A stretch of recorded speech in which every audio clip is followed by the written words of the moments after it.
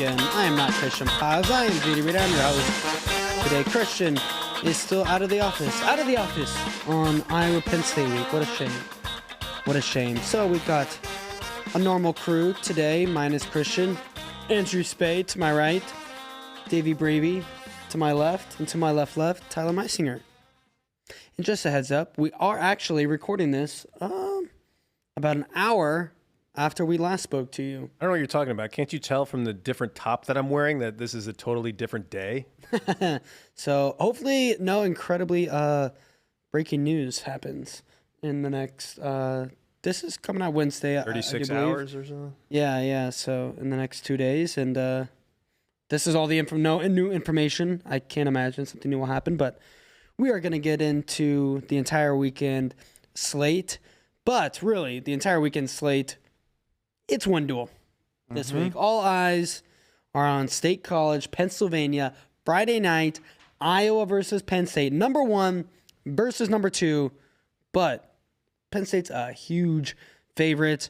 Some gambling lines actually just came out this morning. Circa Sports Iowa released the line. Penn State 20-point favorites. Decent line. That's it's a good number. That's almost 7 decisions in favor. And you know what? I think they might cover. We're gonna get into an entire duel. We're gonna run down every weight, kind of a whiteboard war, as we like to call it here I miss whiteboard wars. at Flow. We don't have an actual whiteboard here, but we have Tyler manning our virtual whiteboard, so he'll keep all of our scores. Let's start at the top. 125. Luke Liddell versus Joey Cruz. Liddell the favorite, but Liddell coming off a loss. Joey Cruz coming off a win. How do we see this one going? I mean, to me, this feels a lot like one takedown decision for Luke Liddell. I mean, it is notable that Joey Cruz looks so good against Ohio State. I mean, he really, I think, demonstrated some of what made him a big recruit coming out of high school. Super fast. He can finish a takedown when he gets in. But I think Liddell is clearly the favorite here. But I'd be surprised if it's more than one takedown decision, and would be like shocked if this is a bonus point match at all. Yeah, I don't think the mat is going to be a factor for either one of these guys. I think Liddell just a little better on his feet. So I don't know. To me, anything other than a Liddell decision would be surprising. I'm not going to rule out major for Liddell, but I think I feel kind of the same way as you, where it's probably decision Liddell, because Liddell hasn't really separated himself from anybody. Joey Cruz was living on McCrone's legs. McCrone could not keep him off, but there is a big difference between the neutral defense of Brendan McCrone and Luke Liddell. So I think Luke Liddell down block reattacks, Joey Cruz gets on top, Cruz escapes. This is, I'll say 2 takedowns to none Liddell, but with the escapes, still regular decision. No writing time. It's interesting that before last weekend's results, it would have been an even easier call. But now I believe there is a little sliver. The door is cracked open a little bit because Liddell lost to Dean Peterson, who's very good, but he's taken some losses. He lost to Segaris from LIU, no shade, but that is not a wrestler of the same caliber of the other guys that we're talking about. And then Cruz beat Brendan McCrone, who also has some really good wins. So you can kind of see where they get brought back down to the same range, where before last weekend's results, you'd go, Liddell is undefeated. He's not losing to a guy that's not top tier. And then Joey Cruz, I don't know if he's beaten a top tier type of guy. A little bit closer now. Maybe there's a path for Cruz, but I see it like you guys. Liddell, too good on his defense from neutral. I don't think Cruz is able to get to his legs. If he does, that'll make for a much more exciting bout. But probably Liddell shuts it down, gets the takedown when he needs it. Looks like a decision for Liddell to me as well. 133. The big question is, do we see Drake Ayala? Have we heard anything? Was there anything in I know there was some talk about Gabe Arnold coming for a head in the post-match interviews. Did we hear anything about Ayala, about an injury or anything like that? I actually didn't listen to Tom's presser afterwards, but I doubt it. I doubt they normally keep their cards pretty close to the vest when it comes to injuries. So I doubt even if he did comment on it, that he said much. I certainly hope we see Ayala because that, no offense to Keon Hernandez or Henderson, but that's a much more exciting bout against Braden Davis. I think you got to give the edge to Ayala based on track record and this year. But Davis is one of those guys that is just makes things difficult. Like I don't think he's a guy anybody looks forward to wrestling. Just even if you get the win, he's going to make you work for it. He wins a lot of ugly matches where the Shawver match. Yeah, 2-1, or even if they're high scoring, but it's like, what are you doing? Like you could have won that by 6 points, but you gave up a weird takedown or something like that. But he normally does find a way to win, and like you said, if Drake is out there and 90% healthy, my pick is Drake. If not, it's Davis, and maybe by bonus. Yeah. I mean, nobody seems to wrestle with a bigger chip on his shoulder than Braden Davis, or very few people at least. I mean, these guys have been in 2 brackets together, right? Braden Davis won the Big Ten championships when they were in the same bracket, and then Ayala made the finals of NCAAs a couple weeks later. They didn't wrestle though, right? In either of those tournaments, or did they? Have these guys wrestled before? It looks like Drake beat Braden 4-2 in February of last year. Yeah, at the duel. Oh, in the duel. Okay, so Drake's got that result, that head-to-head result. Yeah, I mean, I think Ayala's the favorite here, but man, Braden. Yeah, you guys have already said it. Braden Davis is in every single match. Makes life really, really hard on his opponents. Alligator blood hanging around. Yeah, doesn't Pay give this man his money. doesn't concede ever. So it could be pretty interesting. If Braden is able to grit out 5 mat returns and get over a minute of riding time, I think something like that could be his path to victory, like a 2-1 match, something like that. But yeah, I'd take Drake Ayala by decision here. I'll go. I'm guessing Drake wrestles. I have no insider info. For kind of the duel's sake, I hope he does. Just make it a little more interesting. If he doesn't, man, Penn State really going to cover that 20-point line. So I'll go Drake by decision for my official locked-in prediction. Lock it in. Are we locked in, by the way? Always. You're all locked in. Locked in. Actually, technically, we don't really have a chat live right now. No chat? I mean, because this is Wednesday. Yeah. Right. Okay. There'll be a chat then, maybe. Just know, Avery Gaiman, I'm locked in. All right. 141, Bo Bartlett, rider block. Bartlett, obviously, a huge favorite. I really, to be honest with you, don't see a path to victory for block here. Yeah, Bartlett's looking good. He's an experienced guy now. He's been around the block. Oh. Okay. And Ding.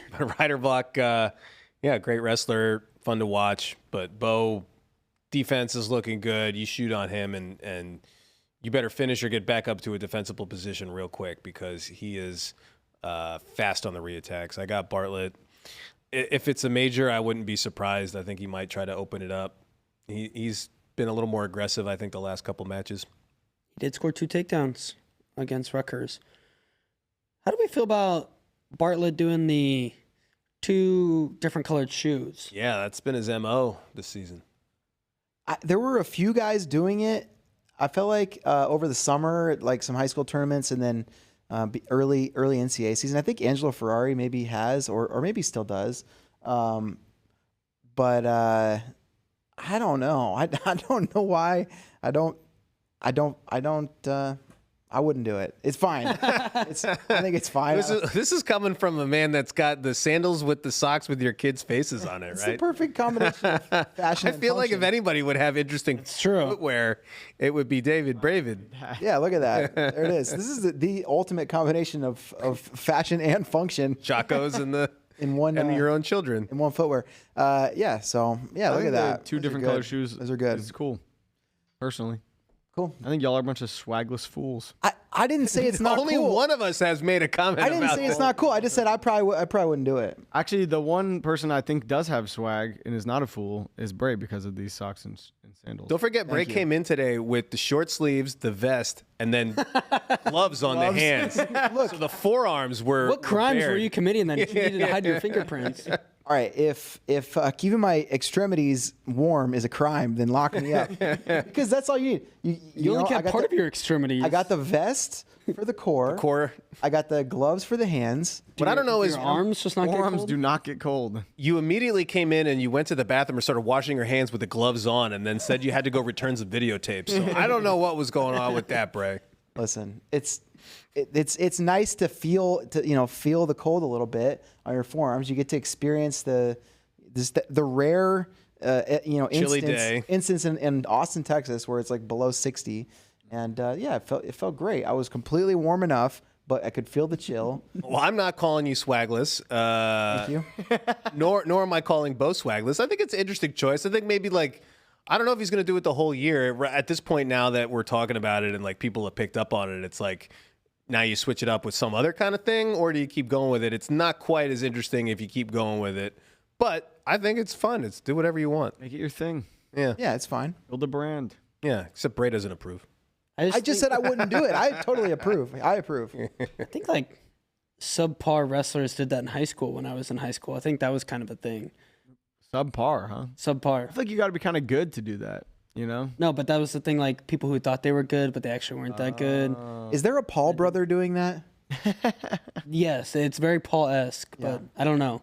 I think there's a Paul brother that's doing that. Man, I don't know why this just came to me, but there was a high school state championship in New Jersey in 1997 or something, and it was Antonio Garrigues from Phillipsburg and Israel Kronk from Montclair, and Kronk wore two different shoes. And Kronk. Yeah, you can look him up. He was a great wrestler.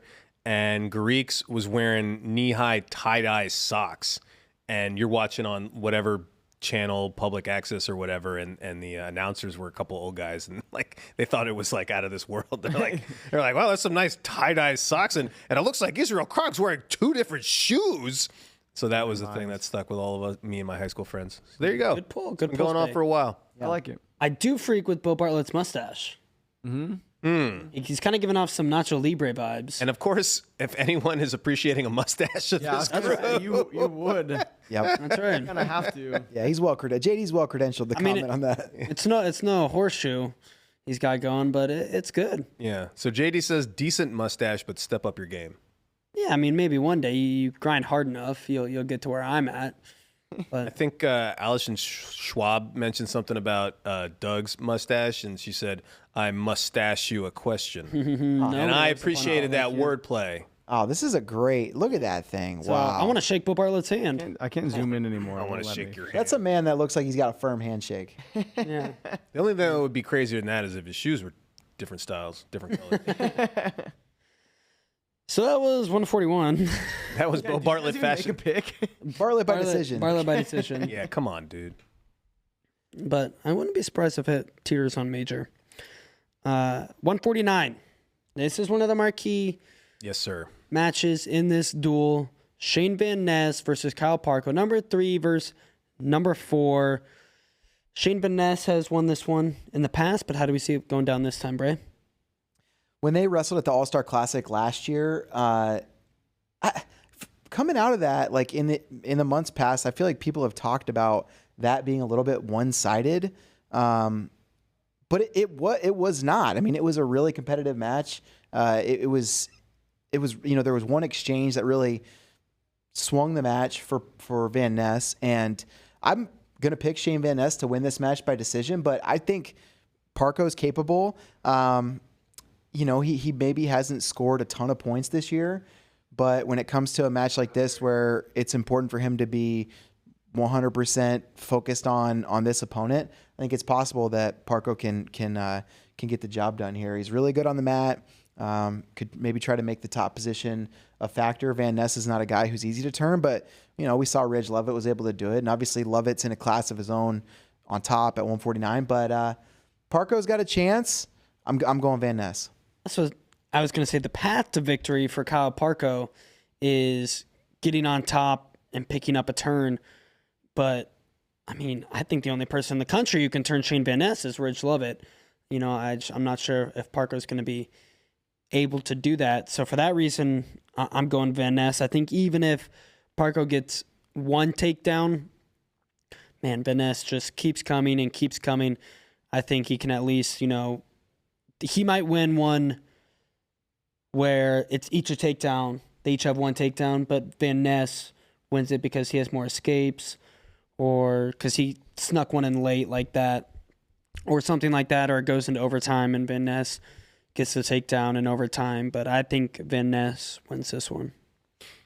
Yeah, I like the way Parko's been wrestling this year, but he hasn't really lit up the scoreboard, and Van Ness does have that motor that you said, the hits start coming and they don't stop coming. And they don't stop coming and they don't stop coming and they don't stop coming. And then the Lovett match was really like, that's a guy with a very particular set of skills, very confounding to a guy like Van Ness. So I'm going Van Ness here. I'm certainly not, saying it's impossible for Parko to win. I would not even, definitely wouldn't shock me if he got a victory there. But I just have to lean Van Ness. I think he, is going to rebound from that Lovett, continue to rebound from that Lovett match. Yeah. Shane Van Ness, he might be my favorite wrestler in the entire country to watch. He is so much fun, and I like how he kind of does it with both slick technique and kind of brutality. Like he, in my opinion, he's kind of both the best worlds. He might not quite do the same crazy highlights as Myers Shapiro, but he's kind of got a little bit of that in him, plus the insane motor and maybe more of your standard kind of techniques. He is super fun. He flips the switch. When you see him warming up, he's the most relaxed, bouncing around, got the headphones on, seems very chill. And then on the mat, it's all killer. It's like no filler? Not 1 ounce of filler, 100% killer, and he's out for blood when he's on there. So I agree. It's fun to watch him make that transformation once he steps on the mat. Both the best worlds, as JD said. Oh, yeah. Picked up on that. 157. This is actually the match I am looking forward to most. This entire duel. Number 1, Ja'Cory Teamer versus number 3, Tyler Kasak. Do we think Kasak can pull off the minor upset? He can. I mean, he definitely can. If you're Ja'Cory Teamer, you got to be on early match attack, watch. That's the thing that Kasak's been so good at this entire season is getting to legs early, right away, sometimes right off the whistle. If I'm Teamer, it's be really wary and cautious that opening minute of the match. I think as the match goes on, Kasak becomes maybe a little bit more beatable. And so Kasak can get it done, though. He can score early in this match. We've seen Ja'Cory Teamer give up points in the past. I think this match is definitely up in the air. I think Ja'Cory Teamer gets it done. I think he's really savvy. He is hard to score on. He can, he's got some of the most dynamic leg attacks of anybody at the weight, maybe the most. So I'm leaning Teamer, but Kasak absolutely can win this thing. He can win the whole NCAAs at this weight. I'm leaning Teamer as well. The tricky thing for Kasak is, so I think Kasak is going to want to get his hands on Ja'Cory, keep him in the ties. Ja'Cory wants to wrestle from space. He likes to kind of back up, lull you to sleep, pounce, boom, blast W, high crotch, whatever, take you down. And Kasak is want to get his hands on him, wear him down, make your pace a factor. But somewhat unfortunately, to do that, you really have to creep in to try and get your hands on Ja'Cory, which is what he wants, right? When he's backing up, he wants you coming into him hard so he can blast through you and get underneath your head and hands defense. So I think that's how Ja'Cory gets to his shot, and I do think he wins. He has said his conditioning has never been better than it. He said this early in the season than it is at Iowa, and who knows how much of that is mental. He's just blowing smoke, and maybe how much that hamstring kind of injury hampered his ability to train, and who knows exactly where his cardio's at when he has to go to deep waters. But assuming it's not terrible, I think he gets it done. Yeah, this is definitely going to be a lung test for both of these guys. I don't have any reason to doubt that they're both going to be well prepared stamina-wise. I think Ja'Cory wins. I think it's going to be a decision. But I think it's almost going to be more valuable for Kasak to get this match under his belt. He's up at 57. He's never felt Ja'Cory before. Ja'Cory brings a crazy array of attacks that he hits differently than anybody else.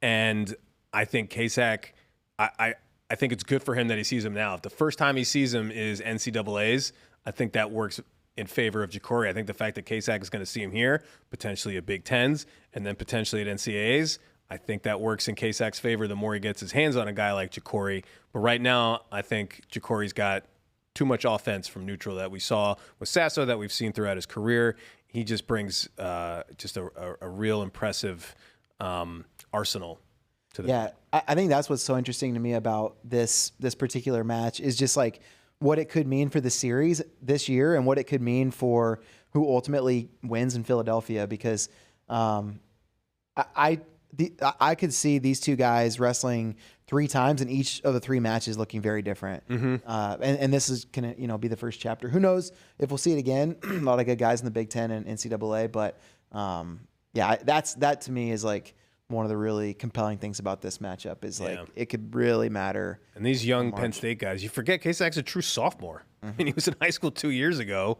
and he's still picking these things up. He's still learning from these guys and learning the different wrestlers out there and how to adapt and evolve. It should be fun. Hey, the real winners. 160 fans. Okay. That's right. Thank you, Spay. Thank you.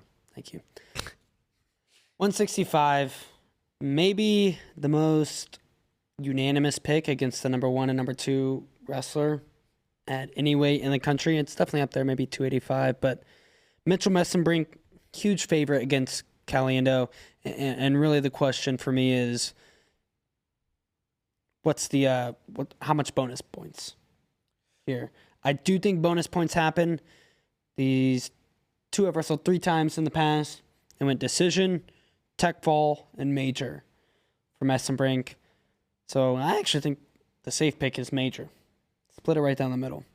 Well, Tyler told me WrestleStat sees it going very differently. WrestleStat thinks that Mitchell gets a 9-8 win. Really? Don't know why, but maybe because Caliendo's had a really good year. He has, and that's been fun to see. It's been fun to see Caliendo look so good this year.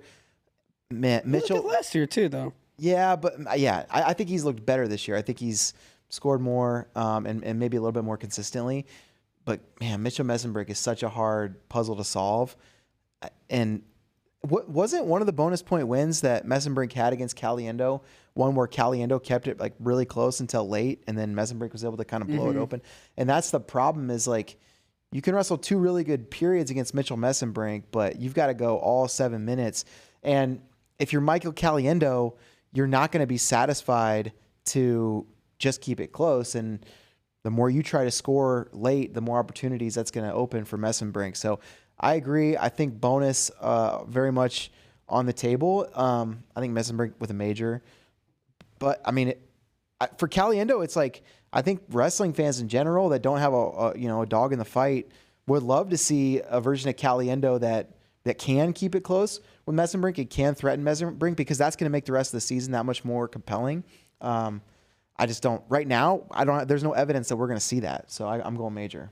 Yeah. It's kind of crazy that Caliendo's a guy who's known for kind of taking guys to deep waters, and then you see him wrestle Mitchell and like he melts against Mitchell. Like the levels are insane. It's his own deep end. Yeah, Mitchell has. Yeah, this kind of reminds me of like Keckeisen and Plot. I mean, obviously Starachi's there, so it's not 1 and 2, but the way they had their series last year and then coming into this year, and then continuing as the 2 and 3 ranked guys. Nothing. Can't take anything away from Plot, who's outstanding. Can't take anything away from Caliendo, but I don't see anything happening but a Messenbrink win. I don't know. Maybe Caliendo's going to gear up for this and game plan a little bit more and try to make a focus point here to keep it close. I think WrestleStat probably has their algorithm trained on the other results, not so much the head-to-head, which makes this obvious. Like you wouldn't say it's a 1 point, but because Caliendo's been scoring so many other points that it spits out a 9-8 type of thing. That's just a guess. I don't know how WrestleStat works. So yeah, Messenbrink. I'll just say decision though. I'm going major because as Ben Askren once told us, Messenbrink rents an apartment in Mariana's Trench. Yeah. You think you know deep waters. It's a good one, Ben. Nice. Wait, what did you say, Spay? What score? I didn't say the score, but just the decision. Yeah, but by decision? By 5 points. Oh, tech. No, 5. 15 Margin of points or victory is 5. Okay. So regular decision. A tech fall by 5-point decision. Okay, great. All right. Hey, Tyler, can you do me a favor? Can you highlight the columns with our names on it there? Mm-hmm. Just highlight those columns. Wow, what? Yep. No, the columns with the Bray, JD Spay, ABC. Oh, you want those highlights? Highlight those columns, the whole column. Man, Spade. Oh, you want the column highlighted? Column. Click A. No, the whole column. What do you? Man, The whole column. Spade, what in the world? This is terrible Click the letter radio. A. Click the letter A there. Why? Spade is in full spreadsheet mode, and it's unnecessary. And then double click in Is this between A live and B. function? What are we doing? This is unnecessary. Going over there in a second. Can we pause? Making No, it smaller. don't worry about it. Just this is a. Your column widths are all wrong. Don't worry about the column width. Just Worry about the column width because it's terrible and it's driving me You nuts. could just select all of them and then at the end do the double tap. But Yeah, JD knows. I'm not freaking these sheets with I'm not a Spade. freaking these sheets like you guys. I am too, but nobody can see it but us. It's No, fine. it's coming up on the screen a ton. Everybody else that knows what I'm talking about has also got anxiety right now because of Tyler's terrible columns. Wow. Freaking everybody out, and everybody just listening is also furious because Yeah. they have to listen to that. Yeah, one of For them. 2 minutes. This is one of the most important elements of the Penn State Iowa duel that a lot of people have been The wanting us column link. Well, if you had any kind of skills, it would have been done by now. All right, go on. I don't have any. I don't have any. Sheets Obviously, that has been established now. I'm trying to tell you. I know you put Google Sheets or Excel on your resume though. I don't. Proficient in I thought you knew what a column was. Sorry.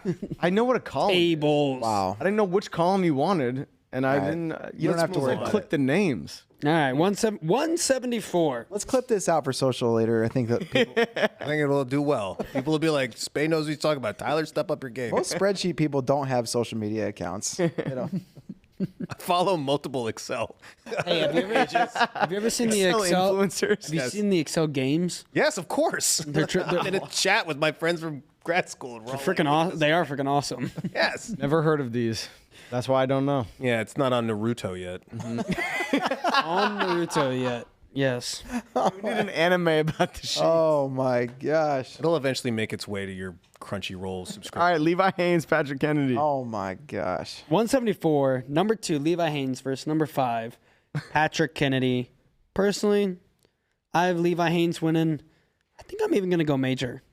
I know Levi's had some close matches this year, but I just kind of think Kennedy's going to play right into him. I think Levi is going to be able to get a takedown. I think he's going to be able to ride for a little bit. Kennedy will, then in the second and third, feel pressure to get another takedown. Levi hits him with the down block, go behind, a little more riding time, maybe gets even one more takedown. So I just been really impressed with Levi this year. Even though I know he did just kind of a squeak past. Was that Rutgers? He had a 1-point match. Was it I can't remember. 1 point against, who would have been, 74 Turley? I think Turley gave him a tough time, but Yeah. Turley does weird stuff. He just had a really good match against, what was it, Skulls? No, 74. He beat Bronigal, I think. Levi just beat Turley 5-2. Yeah. All right, well, I'm misremembering. He had one really close match. Regular decision, but Turley threatens from so many places, Right. where you think you're safe. Like Turley will turn that into a very precarious position for you. Yeah. This one's tough because you think of Kennedy, and to me he's like a small 74. I think of him as a 165. So it's like, man, Levi is just too big for him. It's like, wait, Levi was 157 last year, and that's just how crazy he's been able to grow into 174 with ease. It seems like, I'm sure it was a lot of work in the gym and everything, but he's a hoss. he is just no worries about size at 174 after going up 2 weight classes, which is crazy. I'll keep this a regular decision for Levi just because I think Kennedy, he's got a motor and he's going to keep attacking. I just don't think he's got the same neutral offense that Haynes won't be able to at least neutralize, if not use counters to turn the tables on those attacks.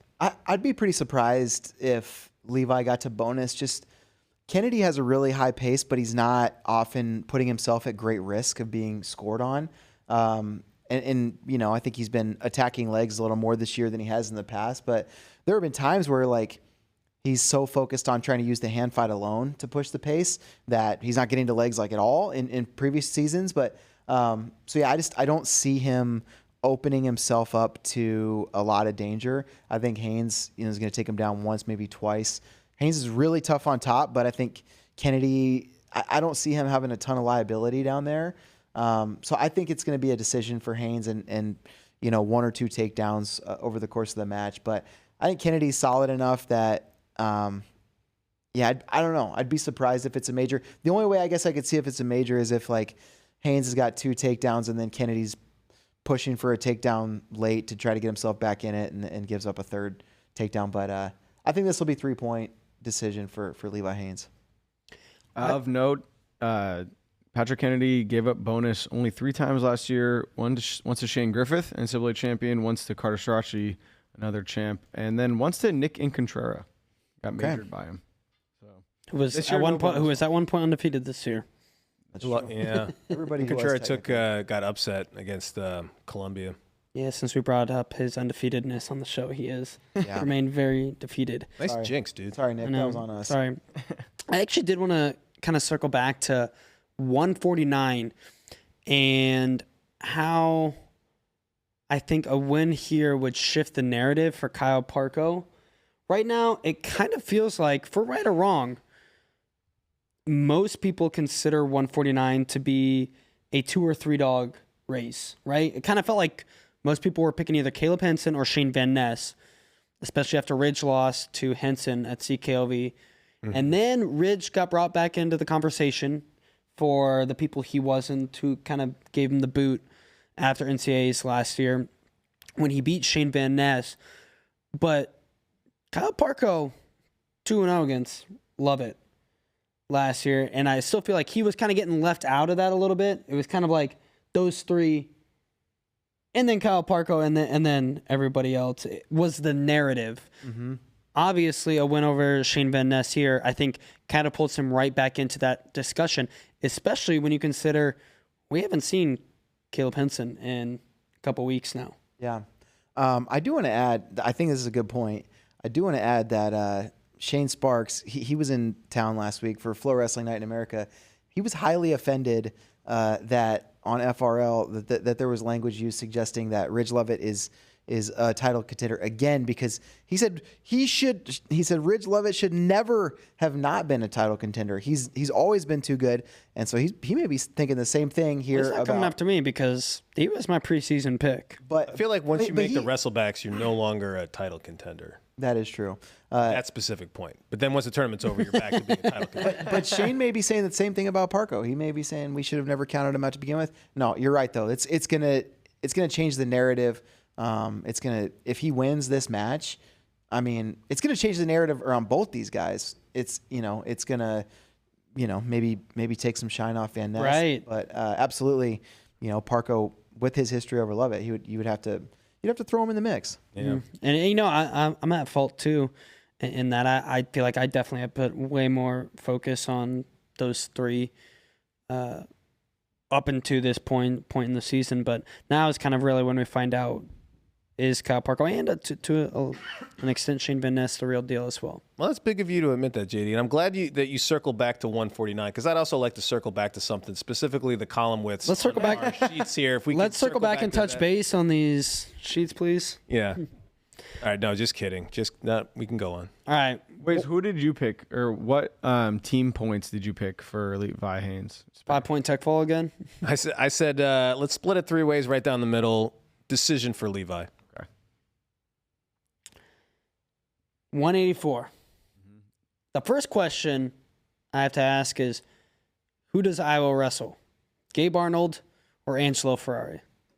Speaking of breaking news, I think they wrestled Gabe, but I think I saw Strachey got asked about Gabe's question, and he goes, well, I think the other wrestler is better. Really? I'm pretty sure. I glanced at it because we're doing all the... You didn't take the time to watch that? I didn't have time. We had to get back in the studio. And I had to do my costume change to pretend that we're actually filming this on Wednesday. So putting on a different sweatshirt took a while. But yeah, I think Carter, on on a very important or a serious level, Carter appreciates that Gabe said that. I think he's like, hell yeah. Like, that's awesome. And it's getting under my skin. It's now how do I get now? Let's keep this going. Let's keep building this, and then he had that line or whatever. I think both of them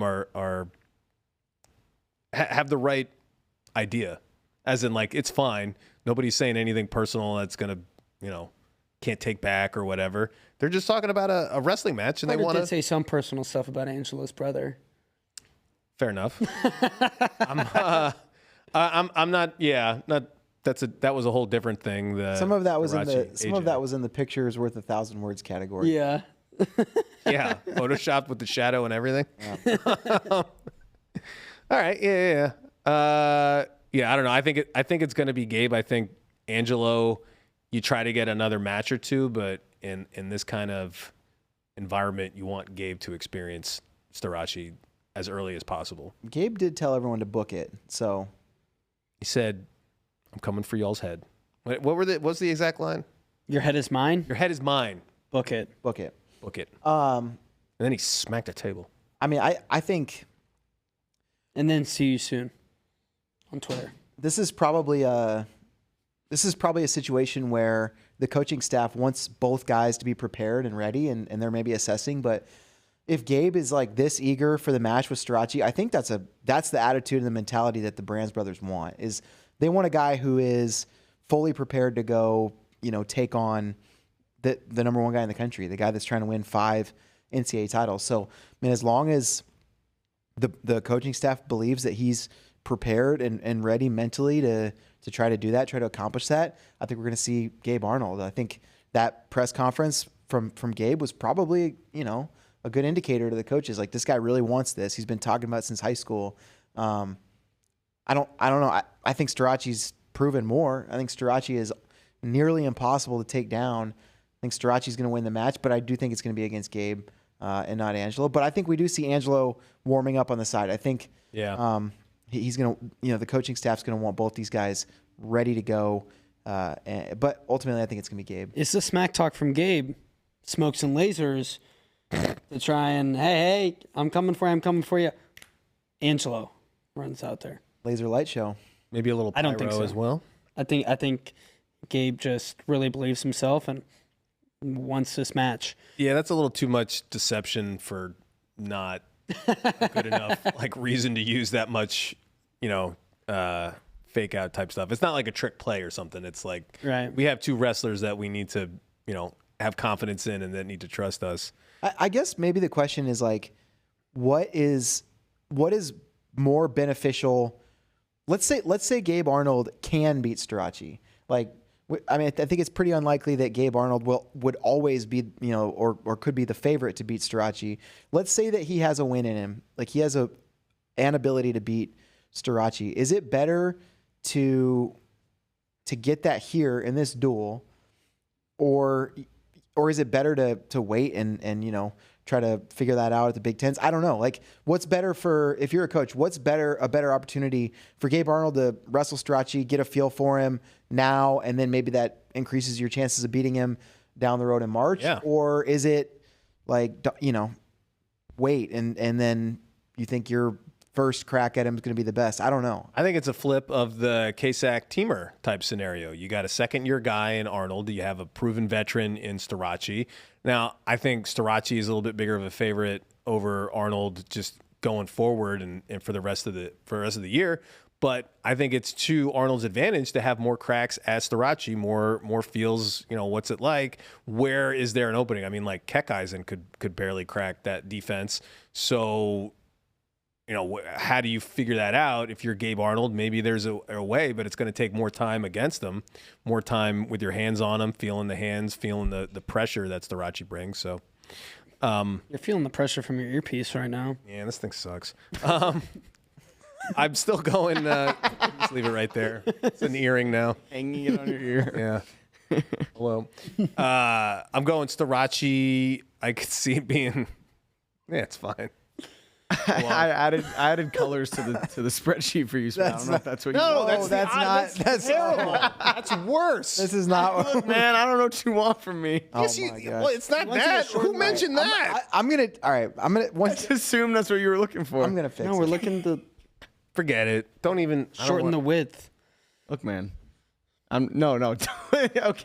Yeah, Bray. Bray's gonna do it. You should do it in real time. Oh man, That's great. Wow, look at that. Look boom, good now? Swayze. takes Personally, an I adult also would center all of that, not the. right.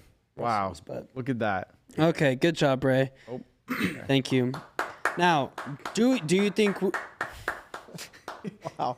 All the sheet heads are so freaking pumped right now. Oh sheet. I really thought Spade just wanted like color coordinated. No, you didn't. You just made that up. That's what I thought you wanted. Yeah.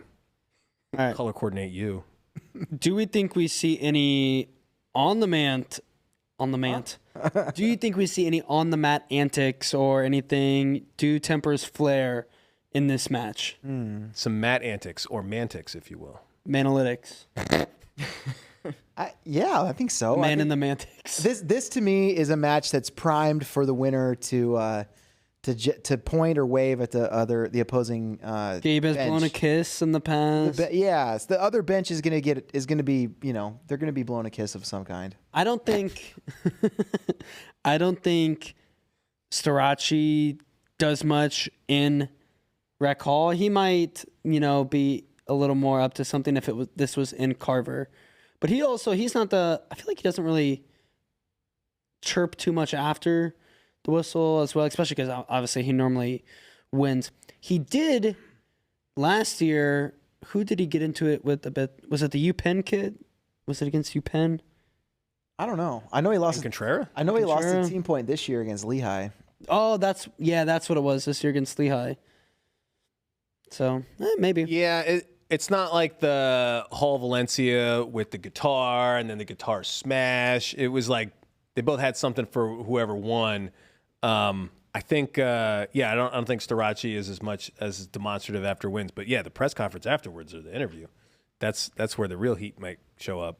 His words are his sword. That's right.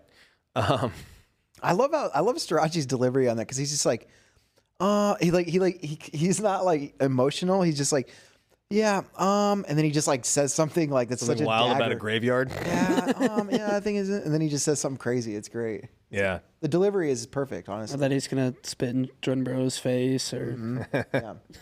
Yeah, I bet there's like a little bit. I bet both coaches are keen, are going to know about it. The referees are going to know who these guys are and on all that. So I don't think it gets ugly. I think it might get a little chippy and or showy, or whatever the right word is. But yes, some chest puffing, yeah, there'll strutting. be something. Yeah. Fans are going to get into it too. It'll be fun for everyone. Oh yeah. I mean, I'm sure Gabe Arnold will be properly booed. It's one of when the he enters and exits. It's no one of matter the result. things, yeah. These types of questions are one of the things that make duels, the best way. And Kyle Klingman was telling me this about being in UNI. Journalist of the Year, Kyle Klingman. That's right. Oh yeah. Journalist of the Year, Kyle Klingman was telling me this was the best part about being in the McLeod Center for UNI's duels against both Oklahoma State and Oklahoma this weekend was just like all the little, like the coaches like chirping at each other and all those antics. Like they're just so entertaining. And Yes. you miss some of it on TV. You absolutely have to go to high level duels when you get a chance because it is a different show. It's not even the coaches putting on a performance. It's just their personalities on display. The Brands brothers have a very specific personality that they can't keep under wraps. Doug Schwab has a personality. David Taylor his personality is a lot like Kale's, right? Yeah. They're kind of stoic, and maybe the other coaches are, Gilman for David or Casey or someone for Kale. And then there's the benches, and then there's the other fans. You gotta see it. You gotta be there, and you can get pretty close. You can get great seats. For everybody complaining about NCAA tournament and it's going to be in a football stadium, so you won't be able to see. Okay, then go to some duels, and you can get great seats for not a lot of money. Did you see the thing with the UNI Oklahoma duel where there was a broken headgear? And then the UNI coaches just like gave Cam Sakura, Oklahoma's coach, a UNI headgear, and for a brief second, the OU wrestler was wearing a purple headgear. Yeah, someone put it on, and then he goes, "This thing stinks. Whole thing stinks," and he threw it. He didn't do that much, but that was what he was thinking. And then, but in the crowd, it was like he got a little smirk on his face. And the crowd's like, "Yeah, put it on," and he took it off, and they're like, "Boo!"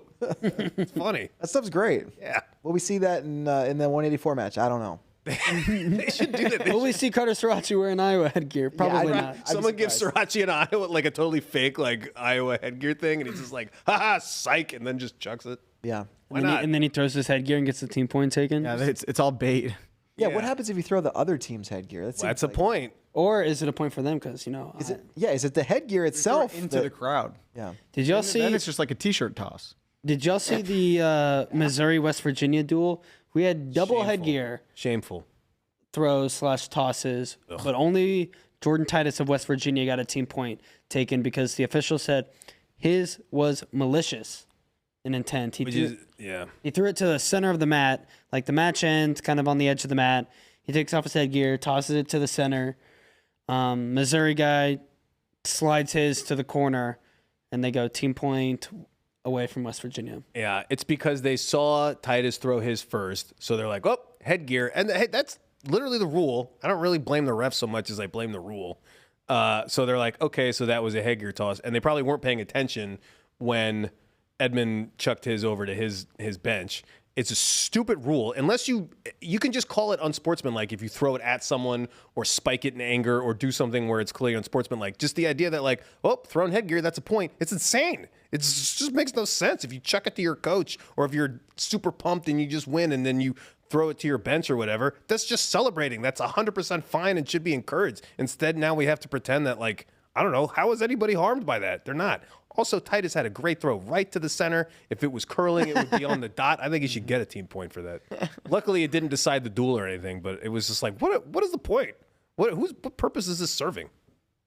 And so, we all agree, the throwing of the headgear should be banned, but I do have a question as to what is the solution to penalizing unsportsmanlike conduct without taking a team point? Because, people say, oh, football, can you imagine if they took away team points? Yeah, it's different because you can penalize them in the actual competition. You can't penalize a wrestler after the match is over. Yeah. Without taking a team point or affecting their next competition. So there literally is no... Drop and give me 20. Calisthenics. The whole people are watching. And you're tired. You got to do a bunch of push-ups or laps. I don't know. And we in practice you got to go run laps. You could do the yellow card. You could eject people. I mean, if it's really that bad. Otherwise, you just warn them. I do think. What do they do in a basketball game if after the game's over, somebody gets in a fight? What do they do? Suspend them? I don't know. Suspension. Yeah. Yeah, suspend them. And so when there's fractions, the coaches won't like. I understand the refs need some sort of penalty to keep the coaches from trying to take over and interrupting the match and trying to bully the refs or whatever. But you do a warning. And it doesn't have to be yellow, red card if like we don't want to steal from soccer because it's soccer. But you could just say, all right, you get one warning and then you get kicked out of the gym. I guarantee that'll put an end to any kind of shenanigans. And then you just have coaches sneaking back in, Met style. Yeah, Bobby Valentine with Bobby the mustache Valentine. and the nose and the glasses. I'm for all that. That was one of the best moves Bobby Valentine ever did. This has been a great breakdown of Carter Sriracha versus Gable. I know. And so that was 20 minutes of 184. With no predictions from any of you. I got Sriracha by decision. You keep saying there's no predictions. Sriracha decision. Yeah, I same. don't think you're listening. You guys weren't saying by decision. You were Tyler, just lock saying in. things. Lock in. Yeah, you're not locked in, Tyler. I'm locked in. Look at this sheet. You're obviously not locked in, Look dude. at these colors. They're beautiful. And you didn't even highlight the relevant cells. You just did the whole column for that. If you're not careful, I want to make you pink, princess. 197. Wow. Great. Nice. Let me get a fist bump on that. Get the fist bump on camera. Oh, there we go. Boom. Thank you. Yeah, close enough. All right. 197. Another heater. Another heater. Josh Barr, Stephen Buchanan. Can Josh Barr get this win? Earlier, you said 157 was the match that you were most interested in. This is the one I think I'm most interested in because that's the question. Is Josh Barr a title contender? And Stephen Buchanan's the best answer that we're going to get, to that question, I think. Man, Josh Barr's pace over the weekend was insane. I don't know. Maybe he had a little bit of help from Paz in that duel. Riding him out in the second period, I think, just sapped Poznansky. And then when you combine that with Barr's pace and his ability to, moved up to 97, and he got all the energy in the world. Yeah. I'd be surprised if he could do that to Stephen Buchanan. And Stephen Buchanan is going to be my pick by decision. But I'm open to the possibility that Josh Barr is a title contender this year. I think we're going to have a way clearer picture of whether or not that's true coming out of this match. And so for that reason, I'm most interested in this match overall. Give me Buchanan by decision, but and I'm saying that because I just think Stephen Buchanan he's really strong in positions where it seems like he shouldn't be strong. When guys are in on his leg and a lot deeper deeper towards the finish, then you should be able to evade. He can, and he can get out. He can counter and sometimes turn those into his own points too. So I think Buchanan's going to be really tough for Barr to beat. But cannot wait to see what we learn in this match. I kind of wanted to, like, when we started this, to maybe go psycho mode and just pick like all upsets just for fun, just to make it interesting. I think this time I will pick Barr just to get a little bit of a difference in here, and then we can decide who wins this pick'em contest. You're gonna pick the upset for Penn State. Yes. That makes it way more interesting, Spay. At home. No, well, just compared to, we're all going to have the exact same picks. We're all pretty much because we're all picking Kirkfleet against Keeter. No, spoiler alert. So yeah, I'll go Barr. Okay. I think, at home, it stays real close and then gets the takedown in the final seconds. I'll stay basic. Buchanan by decision. I just think he's a little bit too well-rounded right now for Josh Barr. And I don't think pace is going to become enough of a factor for Barr to get this victory. But maybe I don't feel like Buchanan is some untouchable favorite at 197. Especially like even after the first couple weeks when he was going strong. If you would have told me like he's undefeated going into NCAAs, that would surprise me. And it's one of those instances where, like, I think, I would have picked him in every match. Like, he was my pick pretty early to win NCAAs. But undefeated, it doesn't feel like to me he has separated himself that much from the 197 field. So you feel like he's going to lose one, late in the Big Ten schedule or maybe at Big Tens and still win NCAAs. But I'm not going to pick it like he's the favorite in every match, but it feels like you're saying, like, if there was a bet where it's like, will he go undefeated, you would pick no, but in every match, you're still picking him. Right. So that's kind of where I am. Like, Buchanan is my NCAA pick right now, if you're asking me who's going to win 197. But for this match, I'm going Barr. It's just more of a whim than anything. All right. And then heavyweight, Kirkfleet versus Keeter. Keeter, where's Keeter at? I mean, he loses to Luffman, then he beats Feldman. This is your bane of existence right now because you got to do rankings later today. I know. With Kozak, and you guys were already lamenting the fact that you have a ranker's delight with Luffman over Keeter, Keeter over Feldman, Feldman over Luffman, and then also now Slavakovsky over Luffman. And Slavakovsky's taking some losses. I forget to who. So, yeah, have fun, dude. But Slavakovsky has the best wins of all of them as well. Beat Bastida. Yara num one. Yeah, by the time you're watching this episode, the rankings on this sheet will be different. That is true. That is fun. So, unfortunately for Iowa fans, I don't think Keeto's probably going to come up too much just because he doesn't have the wins those other guys have. I mean, that one Feldman win, it was by far the best win of his career. And I don't want to say it's an outlier performance, but I do think that wasn't the best we've ever seen Feldman. And, I didn't think Keeter wrestled far and away better than he has all year. He looked like the Ben Keeter we've seen for the first however many months of the season, and Feldman didn't wrestle well. So I think Kirkfleet gets this one. We could see a major. I believe he majored him last year. 9-1. 9-1. And I feel like we've seen similar improvement from each guy, right? I don't really feel like either one of them is different wrestlers. I'll play it safe, though, and I'll just say Kirkfleet by decision. I think it's going to be real close. Not as in, like, there's a danger that I don't think Kerkvliet's ever going to be in danger of losing this match, but I think the score is going to stay close because we've kind of seen that with Kerkvliet. I don't think he wants to show any more than he has to. He wants to play his cards a little bit close to the vest against these conference foes that he might see again. We saw it against when he beat Slavikovsky. It was like 2-0 or something like that.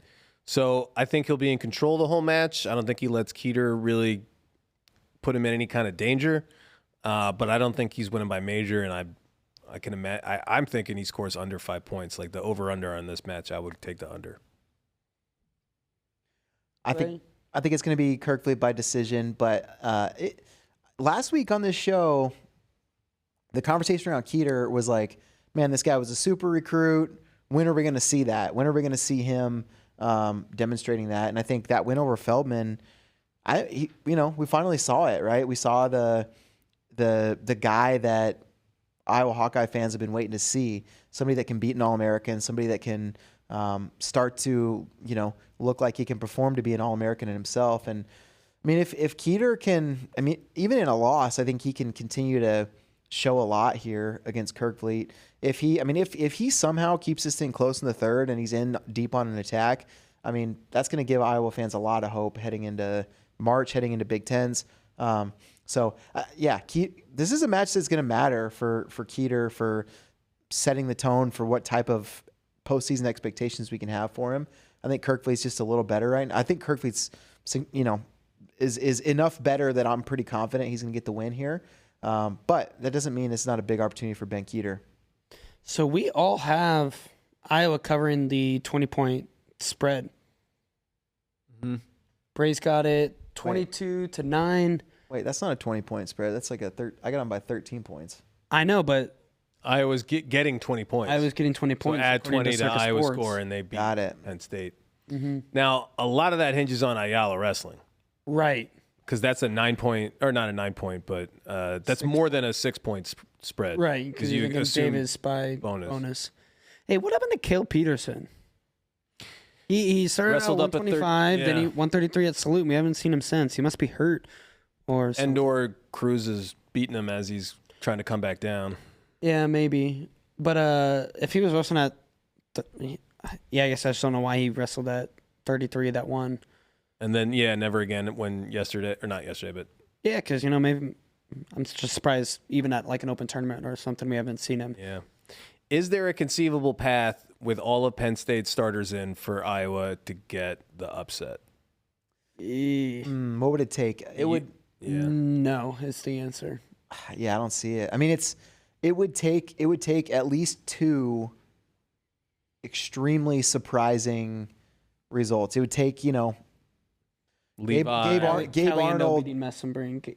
Yeah. Yeah, it would take what could happen, let's say I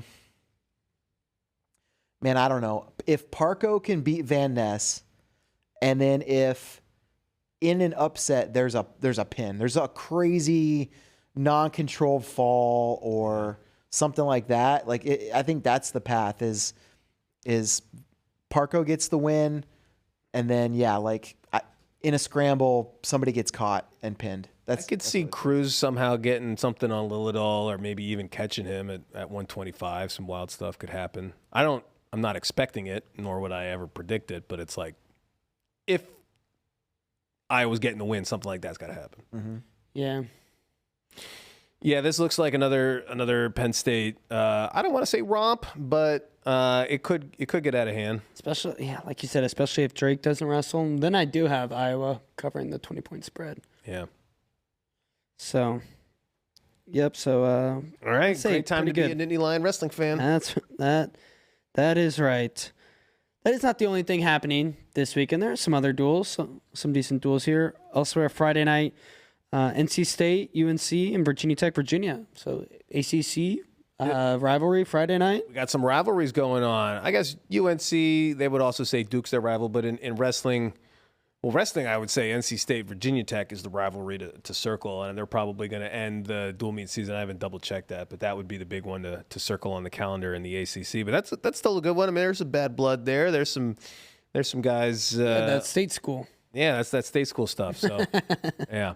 Wolfpack and... Or trade school, excuse me. That's what Rob Cole said. Trade school, not state school. Oh, yeah. They're both state school side. I know. Yeah. Rob Cole throwing shade, and Rob Cole was undergrad at UNC, so his disdain for the other ACC teams goes way back. I think one of the signs that Rob Cole will be doing a good job is if this continues to feel more like a rivalry. I think in an ideal world, if you're UNC, you want the UNC-NC State duel to feel tense and like a rivalry, and like you have, half the people are wearing blue and the other half are wearing red. Yeah. It hasn't been that way in the last decade. So if it starts to feel a little bit more that way, then it's like, all right, that is one of the things that's always made Rob Cole one of the best coaches in the game, is he knows how to get people to dual meets and support the program. And I hope we start seeing that a little bit more, start seeing Pat Pop's the exact same way. Yep. I mean, he said many times, the way you sell wrestling to his administration is you show them full gyms at dual meets. Mm-hmm. And they go, that's what we want. We want people getting pumped up for us versus them in the college atmosphere. And 100%, I'm sure both coaches will tell you, like, this should be a big duel between these two teams. Yeah. Obviously, they want to win. But last year, I got to go to ACCs at North Carolina, and it was all NC State fans there. It was like so many people there supporting the Wolfpack, and that was a point of emphasis, for the coaches there. Is just like, give us a few years, and this will not be all red anymore. And that's I think people still don't realize how close all those schools are. The triangle, Duke, NC State, and UNC, they're basically all within the same metro area. Like from one end of the you could be in the suburbs in the middle and get to all of them in under a half hour. So that's that rivalry is intense. Yeah, that's why dual meets are awesome. Circling back to Penn State, Iowa, like the trash talk at 184. Is that maybe the most interesting match of the night? No, but now I'm definitely super intrigued. And even though I don't think this team score will be very close, every match has something on the line. Some matches more, but every match is like a you have to see match, either for team aspirations or like looking individual title, rankings wise, stuff like that. That's why Penn State Iowa is still always one of the best duels every year, even if the team score isn't going to be close, because you have multiple potential future NCAA quarter semifinals. Yeah, it's still 1 versus 2, even if 1 is a healthy margin ahead of number 2 right now. Saturday, Ohio State, Michigan, the game. Wow, the duel. The game wrestling version. Mm-hmm. The duel, not a game, is now out on FloWrestling. You should all go watch it. Yeah, another plug for the duel. Plug God. Tyler, what do you think, Michigan? What about these matchups and can Michigan kind of shake off a little bit of the rut? I think some guys back up. For me, I'm really looking for younger guys to step up. Kind of like Sergio Lemley looked great last year. I'm looking for the same guy to show up this year. He's got Jesse Mendez Saturday. Yeah, I'm looking for him to win. So they're both from the same area. I think they trained with each other in high school and stuff. So Lemley's Indiana. I don't think have they wrestled each other yet? No, remember Skin Disease Gate? Yeah. Oh, I hate. I'm excited He for really that wanted one. that after he beat Real Woods. I'm excited for that one. I really want Bo Montanona to He's got Patty. step up. Yeah, he's got Patty. It's a good test. That's probably the best match of the night. Yeah, The and day Patty moving up to as soon as I call 65. The afternoon. Tyler, Yes. I don't want to rub salt in your wounds too bad. Maybe I do. Okay. Well, you're talking to a guy who's an alumni of a school with 2 Dan Kolov gold medals over the weekend. So It has been brought to my attention that Nebraska Kearney wrestled the University of Nebraska at Lincoln closer than the Michigan Wolverines. So should Bo Bassett have UNK on his list still instead of Michigan? I would never say it, but some people are saying it. Maybe UNK should bring the Rizzler to Kearney for a duel. Look, I don't know. The Rizzler, he's New Jersey born and bred. I don't know if he fits in too well in Kearney, Nebraska. I thought the Rizzler would be able to Rizz his way anywhere he wants. He could risk. how many of Nebraska's starters wrestled in that duel? Not important. Yeah, you're asking. Moving on. I just said facts, okay? That's all. That's just a piece of data that you can ponder. I mean, if I'm Bo Bassett, I'm gonna at least take a visit to Kearney. That I would recommend. I mean, yes. take a visit. They've got. I've heard a couple movie theaters. Several. Casey's, yes. Oh, buddy, do we have Casey's? Pancheros. No, that's an Iowa thing. Oh, wow. All right, never mind. Forget it. Don't go there. We got a Qdoba, a Moe's. Welcome to Moe's. You can still get your fast and convenient Tex-Mex. What else we got on Saturday? UNI, West Virginia, Missouri, Oklahoma. Sunday, I think the marquee duel is Rutgers versus Minnesota. That should be fun. Where's it at? Do we know? I don't know. Probably at Minnesota. Because I'd like to see. That'd be a big back-to-back weekend for Rutgers hosting. Yeah, if they can keep the momentum going, Illinois is a huge win. Minnesota, I think a little step up over both of those programs. If their starters are on, they're a scary team. It's in Minneapolis. There's a bunch of toss-up matches that I think you probably favor Minnesota in most of them, which could make the team score look pretty lopsided, but in reality, every match was close. Yeah, so you got like Flynn versus Peterson. Nice. Wells versus Shawver. Nice. You think Shawver, but I think Wells got him last year. Vombar, Oliveri. We haven't seen Wells. Wells didn't wrestle this weekend, I think. He's been out for a little bit. And then Vombar Olivieri, though, yeah, that's good. Yeah, Salazar Paz. Gable Slav. Isaiah Salazar's Endless Salad Bar. No.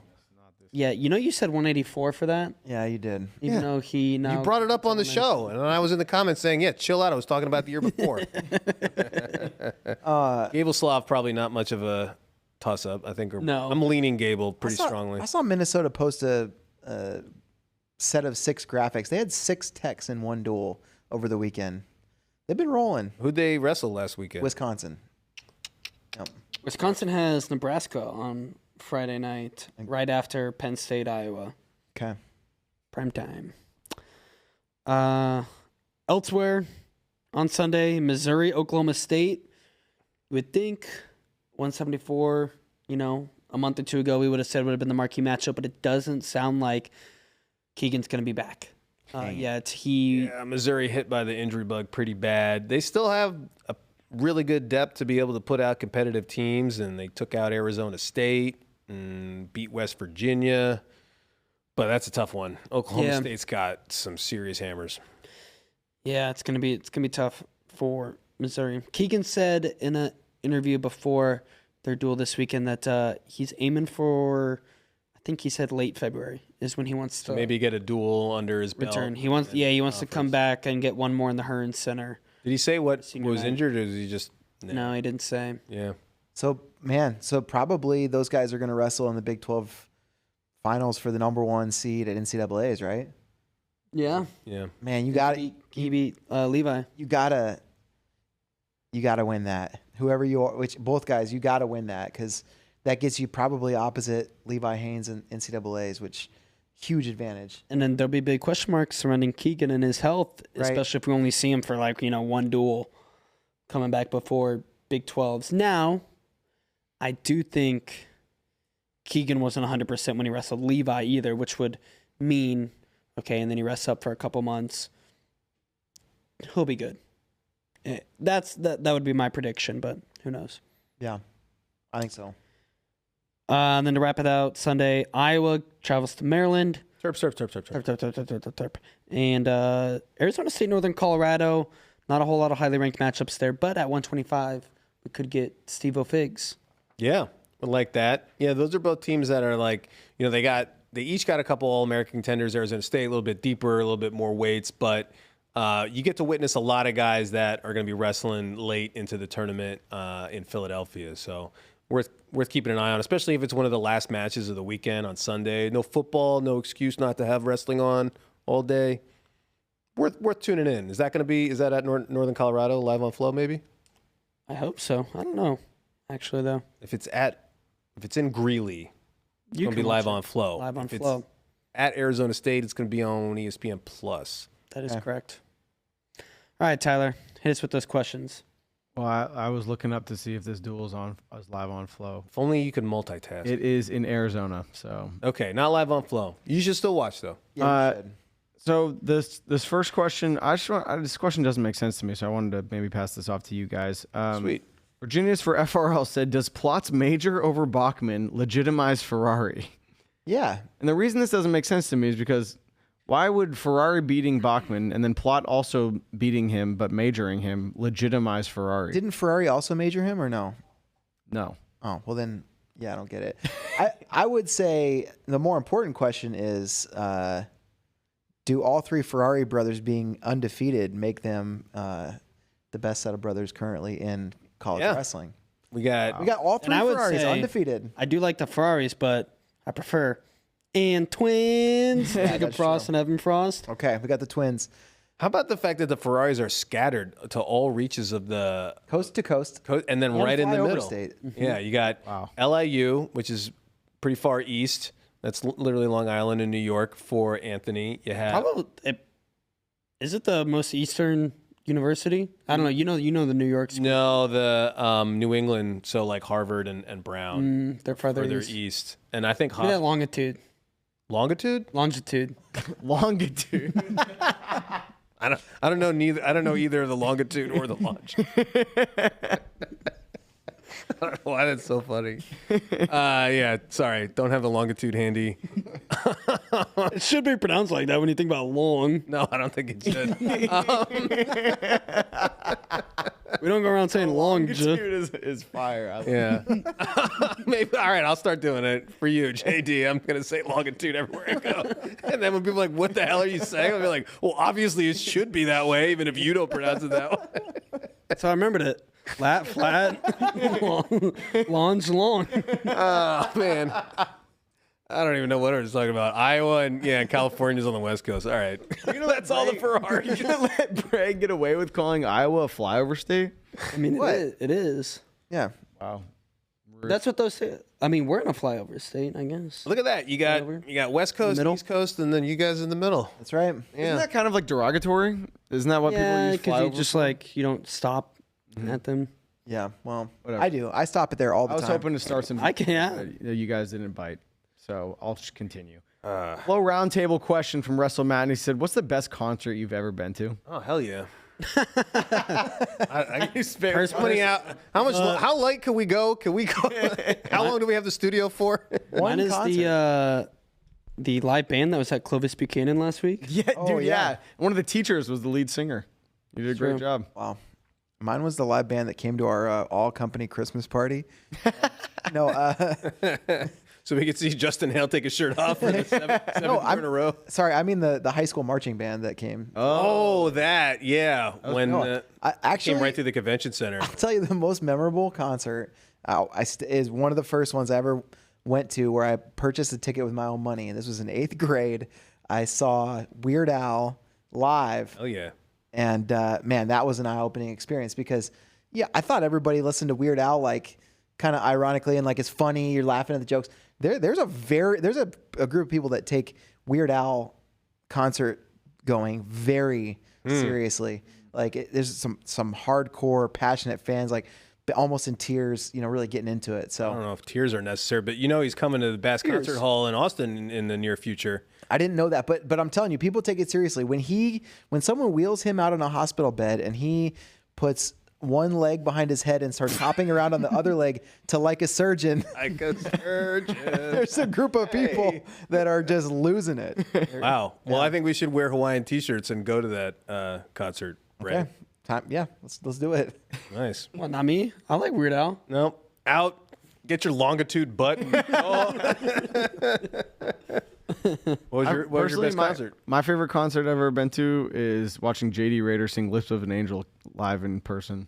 When was that? Karaoke. Oh, I don't think that counts, but that's not really what the question was asking. If you were there, it would count. When was the last time you saw your friend do something silly at karaoke? It's a little different than what's the best concert. Live concert. I don't know. What not if you were there, Spay. Not a live concert. All right. Well, you pass on the question, JD. You've never had the presence of these lips, singing "Lips of an Angel." I've never had the presence of your lips. Correct. You've never had the presence of these lips. That's probably a good thing. That's great. Yeah. Yeah. And go ahead. Okay. Yes. Serious time. Favorite concert. Sturgill Simpson was really cool. 2017 in Hinterland. I'll go with that one. All right. I don't know. I've been to a bunch though.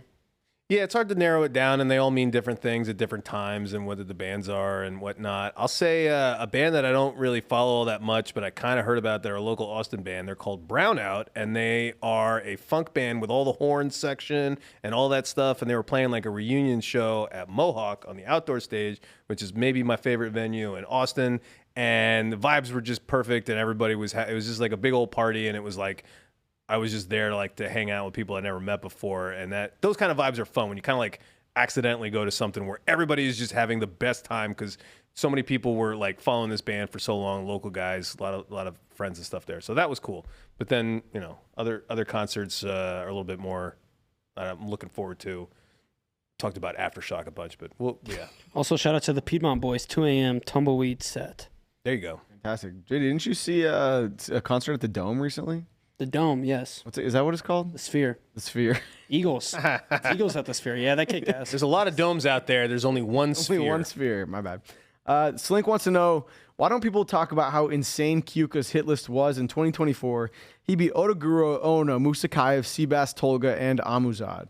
I think we do talk about it. Yeah. How many not really enough. Part of it is because, Otaguro and Ono were in Japan and not widely accessible matches to us Americans. We talked about it when it happened. I think that was the first. I mean, the first thing that people were talking about was Otaguro. Everyone was like, "Oh wow, cool! We don't have to deal with Otaguro. Yeah. We got this Kyoka guy now that We got Broccoli Head. Yeah, the Ono match. I don't know that that's the one that probably people didn't remember. He was unknown at the time. Yeah, and he's unknown, and he's a 61 kilo guy, so it's like not quite as significant. But yeah, that is an insane hit They beat list. Musakayev, and we were all like, not real Musakayev. Yeah. It wasn't. Yeah. Like out of season Musakayev. Is that's 3 Olympic medalists and 2 champs, 2 world champs?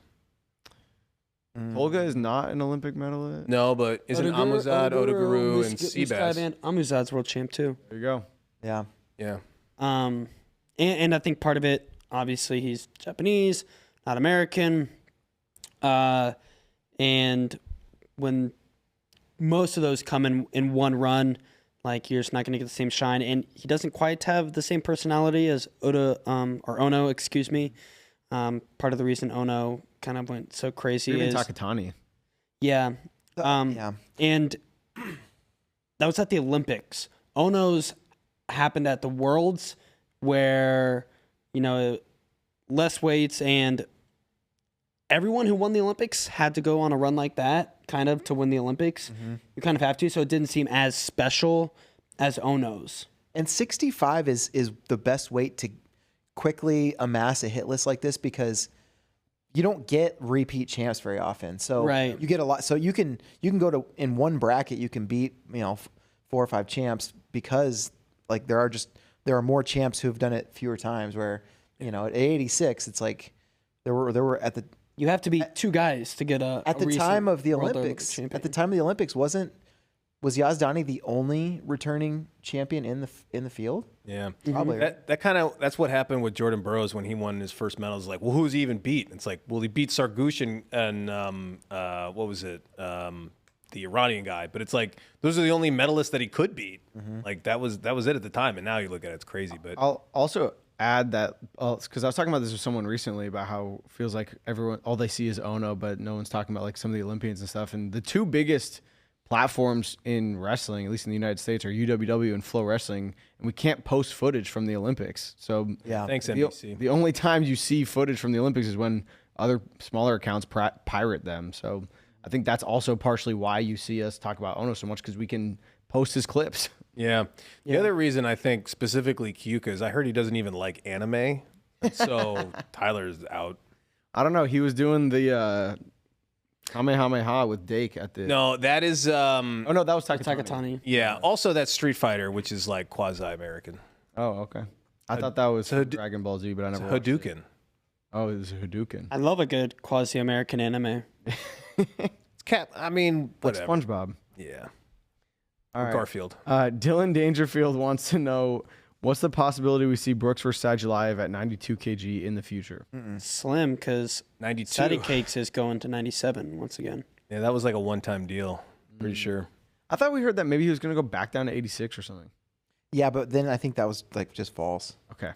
False. We heard that, but you can literally hear anything. I think that was just false. So. Yeah. All right. Maybe in a year or two he'll decide I wanted to send down for the LA games, but yeah, right as of this year he's bumping back up to 97. Unless somebody shows up in Russia that is just younger, like a Tajudinov was wrestling for Russia, and that was Sadilayev's only path, then maybe he would try to go down to 86 if he couldn't beat Tajudinov. But right now, there's nobody in Russia that's going to dethrone him between now and 2024. Maybe. Somebody new could always step up, but yeah, he's still 97. All right.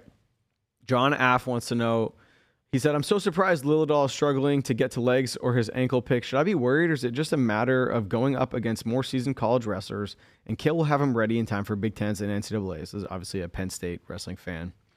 He wants to know if you think Luke Lillidahl is going to be ready. Well, I think he'll definitely be ready. I don't think we're going to see some dynamic offensive switch flipped in the postseason. I think probably pretty much like he is. That's not to say he can't win or place super high. I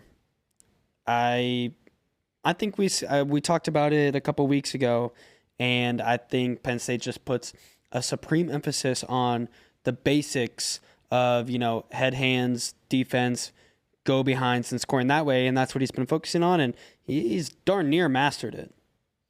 And then the offense will come year 2, 3, 4, 5. I just want to put this out there because you guys said in the last show that you think no one outside of State College is picking him to win. I still am. I think he'll win it this year. I just want that out there. Okay. Yeah. I mean, yeah, Luke's still also, 18 years old. It's a maturity thing. I mean, he's wrestling beyond his years at the moment. So, he'll start picking people apart as he gets more comfortable with the collegiate level. I think I if he did does a video with him one time. Okay. So. If he does win this year, I would guess that it's not gonna be because he all of a sudden figures out how to start ankle picking everybody. It's gonna be grinding out super close wins. That's what he's gonna probably need to do this year. All right, next one. 2 for Takedown says Brock Hardy will win the NCAAs! Agree or disagree? He has looked tremendous and had Bo dead to rights. Yeah, but he didn't. I mean, he didn't win. Yeah. And that's the thing. Like, not only do you need to have Bo dead to rights, you got to finish the match, and then you got to beat Jesse Mendez and or Andrew Alirez. So it's not impossible, but it's not likely. Yeah, it's a super stacked weight class. There's multiple NCAA champs coming back, and that's not even including Bo. I would love to see it just because so much was made of Brock getting spladled that it's like let's get a little redemption. Not that he needs redemption at the NCAAs, but if maybe that's a little revenge or a little way to get back in the limelight and say, oh, he came back even tougher than ever and won a title. I don't know. That'd be cool. I'd be all for it. He's a fun guy to watch too. He does all sorts of crazy, funky stuff. It is interesting that this question asker is so pro Brock Hardy with a Wisconsin Badger in the avatar. I know. I thought the same thing. Yeah. He just appreciates the the big style. red. So Yeah. they are. We had this discussion on FRL. They're both before. the big I Googled red? it and I proved myself right. So But they don't have a "Go Big Red" chant, do they? I don't know, but they're both the big red. They jump. One jumps around. Cornell and Nebraska are both Big Red. All of them are the big red. All Hot three. Dog Water says, is Christmas Carol out at Iowa State for good? What do they do at 197? You just read Hot Dog Water very casually. Never mind. It's better than Longitude. He is out at Iowa State for now, at least. Kevin Dresser didn't comment too much further, but he did say he has left the program, but that they are still on good terms. So the door was open, right? Yeah, the door was open, and this was just for personal reasons, so we'll see. Okay. Yeah, I feel like that's all you can do as a coach in that situation. I mean, all these wrestlers, you can't be mad at them. It's like if you lose a recruit, whatever. Well, hey, especially with the transfer portal, things change. So you got to stay positive with them all. Bar Half says, more RTC exhibitions at duels. The Gilman-Ortega match was great. Yeah, it's just about getting guys that are actually game. I don't think, there's a whole lot. Yeah, we all want it. Yeah. I would just love for ESPN to not turn off the broadcast. Yeah. Keep it running, I think I get it because this was linear, and we mentioned this in the cable. show before. So it was like ESPN, the cable channel, like has something else programmed for right after that duel, so they're not Not budgeting. a stream. They're not budgeting that time. If it was a stream and they cut it off, I'd be like, yeah, that's bogus because the stream is unlimited time. And maybe they should have thrown it to a stream or something like that. But Is getting duels on ESPN killing the sport? Might be time to start asking. Is it's killing the RTC matchups, that's for sure. Yeah. that it? Any more? No, there's more. Slink says, biggest surprise of the season for you? I think mine is we have a little bit of normalcy at 125. Spoken like a true ranker. I know. I thought it was going to be not as crazy as last year, but there was still going to be a bunch of chaos. And really, we kind of have a one true kind of standout, obvious number one, undefeated guy who seems like the pick. And it's Matt Ramos. You know, obviously, Vincent Robinson, Luke Little, but we have that kind of tier where it's not, okay, or I should say Richie Figs too. It could just be one of 18 guys who legitimately have a shot. It doesn't feel that way this year, and Matt Ramos is the obvious number one. I think my biggest surprise overall is just like how little turnover there's been at the top of the rankings in general this year. I mean, most of the guys that started the season number one are still number one. Like there haven't been a ton of like crazy marquee upsets where a lot of seasons you can point to November, these crazy things happened, you know, Gomez beats Yanni or, you know, like whatever, like these big things that have happened. And it just seems like overall we haven't seen it yet. Yeah, I don't see any. There's nothing that like shock. Like I can't believe these guys are doing so well or whatever. It's to me a little bit surprising. So not a shock or not a big surprise. But Iowa and Oklahoma State have managed to separate themselves a little bit more from the rest of the pack than I was expecting. I thought it was going to be Penn State and then like 5 or 6 teams all in there. Injuries have played a factor. I'm not shocked by the injuries. It feels like there's more than usual, but it always feels like there's a ton of injuries. So I'm hesitant to say that injuries have been like a huge thing. Maybe a little bit more. I'll leave the research for later.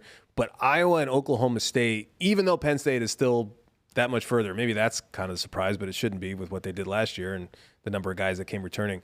Iowa and Oklahoma State, though, have really shown a lot. The way Iowa just Ohio State, you look at those matchups. Well, this could be the time Ohio State gets. Nope, Iowa shuts the door. Oklahoma State, well, there's the path for you and I. Oklahoma State wins by double digits. I mean, they've just been very consistent and had tough schedules.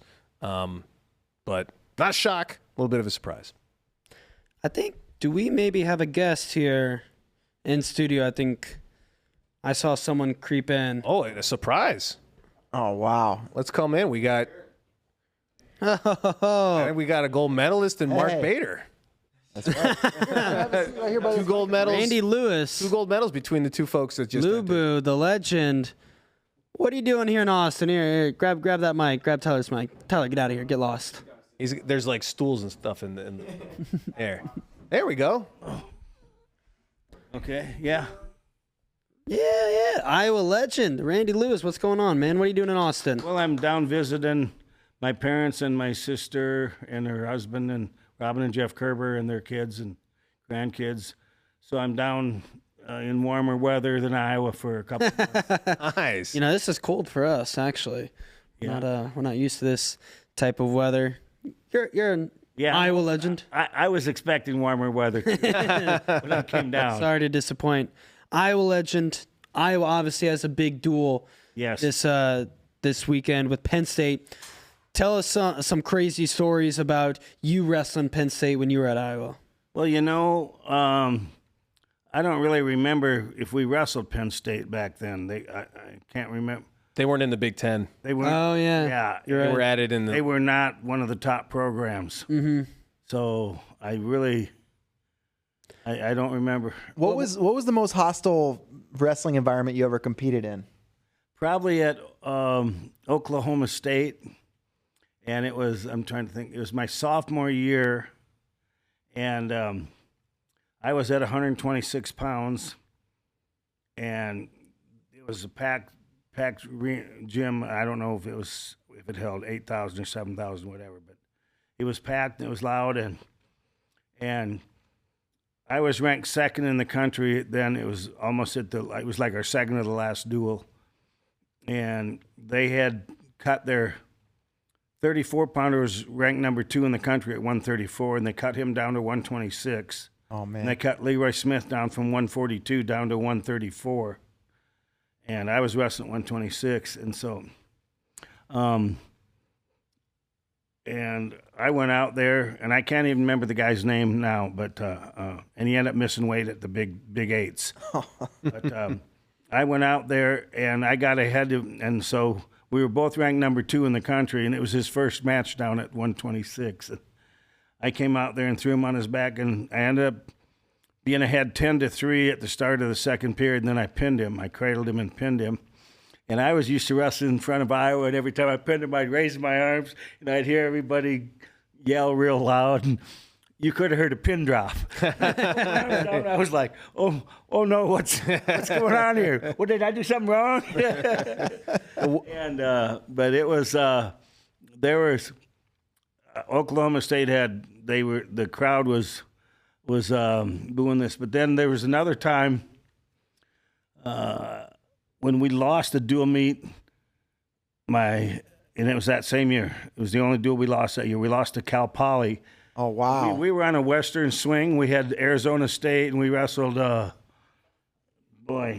Cal State Bakersfield, and our last duel, and we had like 3 guys injured. We forfeited 2 weights, or 1 weight, and then we had to wrestle Tim Riley, who was our backup 26-pounder. We had to put him in at 150, and then we had another guy another weight I can't remember that we forfeited.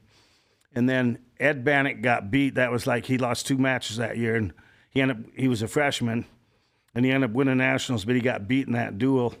Man. And then Lou Bannock was our 190-pounder, and he picked up a guy, he high-crotched him, and threw his back and slammed him, and they called it an illegal slam, and so we lost by default there. Oh, my gosh. The crowd was nuts there, but you talk about the stands. They were just booing really loud because he had slammed him and their guy got hurt, but it was illegal. It was a legal move. I thought it was. Did you feel like? Well, let me finish this. Okay. Because then John Kerber, Jeff Kerber married my sister, so this is the Kerber family. So John Kerber was Jeff Kerber's dad, and he was there sitting next to my mom and dad, who are now 86 years old, and they were there at this dual meet in Cal Poly, and Kerber's mom and dad were sitting right next to him, and you could kind of it got real quiet when the guy got slammed, and John Kerber, and he had a very loud voice, and he says, "Drag him off and bring on the next one." And the crowd just booed. And my mom and dad was like trying to hide from there. And we're all out there. And it kind of, everybody, even Gable laughed, even though we were losing. It was like, oh my God. Everybody, all the Hawkeye, all our team and the fans, the few fans that were there, put our heads over our eyes and just laughed at it. You got to get things going that way. Now, just to give everybody a little bit more background, Randy, you went to Iowa Hawkeyes. What were the years that you were there? Or you went to Iowa, obviously. I graduated high school in 77, so I wrestled 78 to 77, but the nationals were 78, 79, 80, and 81. Those were all Gable years, correct? Yes. And then I was there. I was Gable's first recruiting class. My senior year in high school was Gable's first year as a head coach. And Iowa got third that year. And then when I came there the next year, we won the next 9 national titles in a row. So you only know championships at Iowa. That's all I know. Yeah. And what was the reputation of Gable, obviously as a wrestler, but what was it immediate, like, okay, when he's recruiting you, it's like he's already the main guy, because Iowa State was kind of a bigger deal before Gable moved over to Iowa, correct? Yeah, well, what had happened was, let's see, Iowa State, I think, had just won the Nationals 2 years in a row. Or at least one. Oklahoma State might have won one, or Oklahoma might have. But so let's see. No. Iowa won 2 years in a row under Kurtelmeyer when Gable was the assistant. Then Kurtelmeyer retired, and Gable became the head coach. And Gable's first year as head coach, they got third. So Gable wasn't known yet whether he could be a coach then, but everybody was coming there because of him, and Kurtelmeyer won because of him. And I just realized it. And what happened was I got recruited pretty much by everybody in the country, and but I nailed it down. I wanted to be on the national championship team, and I wanted to have great workout partners, and Iowa State and Oklahoma State were the top 3 for the last 3 years, and they had what I wanted. They had the crowds. I wanted to wrestle in front of big crowds. I loved wrestling in front of crowds, and they had the they had the fans that loved it, and they had the workout partners and that. And so when I asked some of the other coaches, when I said, like, I got recruited by Arizona State, I asked Bobby Douglas. I said, I've narrowed it down to Iowa State, Oklahoma State, and Iowa. What do you think? And the 3 coaches that I went on recruiting trips to, that I told them I'd eliminated them, I told them all that, and they all told me they saw me as a better fit with Dan Gable in Iowa. Really? So, yeah. And so because of that, I went to Iowa, and then because of Gable, and then even after Iowa, you wrestled in front of big crowds because you made the Olympic team in '84, and you got to wrestle in L.A. and you won a gold medal there. So what was it like? What were those crowds like in L.A.? Well, that was pretty. They were big crowds, and what's funny is, like, I had the highest scoring NCAA finals match in history, and it still is, 20-14. I'll tell a little story about that in a minute, but. My gold medal match was, I ended up winning 24-11 in the finals, and I was on my back 3 times, but I still won by tech fall 24-11, and that is the highest scoring Olympic gold medal match in history. But before the match, my dad came up to me and he said, "Now, Randy," he goes, "you don't need to put on a show. You just need to do what you got to do to win." And I said, "Dad, millions of people are going to be watching. Millions." I go, "I'm going to win for sure, but I'm going to put on a show." Well, I'm going to hit some big moves. Yeah, not playing it safe. Yeah. And Ed Bannock and I, during that whole Olympics, we were betting each match on who'd hit the most throws and who could be the most exciting and hit the most 4-point throws, And so I take it you won? What's that? I take it you won? No, he actually hit a 4. I hit a throw that should have been 4, that I reached back and hit him. I scored more points, but I did not get he hit a 4-pointer in the Olympic finals, and I did. I should have. They only gave me 3 for it. But anyways, those Bannock brothers, they're always showing off. And like when I'd wrestle in dual meets at Iowa, we'd bet. Oh, geez, look at that guy. Vintage. Got some guns. We'd bet $1 on who'd get the fastest pin, and I mean, even I remember at the All-Star meet, East-West All-Star meet, I was up against defending champion Darryl Burley. I'd won the year before at 26, and he'd won it at 134. And I asked the guys anybody want to put in $1 for who gets the fastest pin? And nobody else, but Ed Bannock wanted to put in $1. But I did pin Darryl Burley in that duel. So Ed Bannock still owes me $1.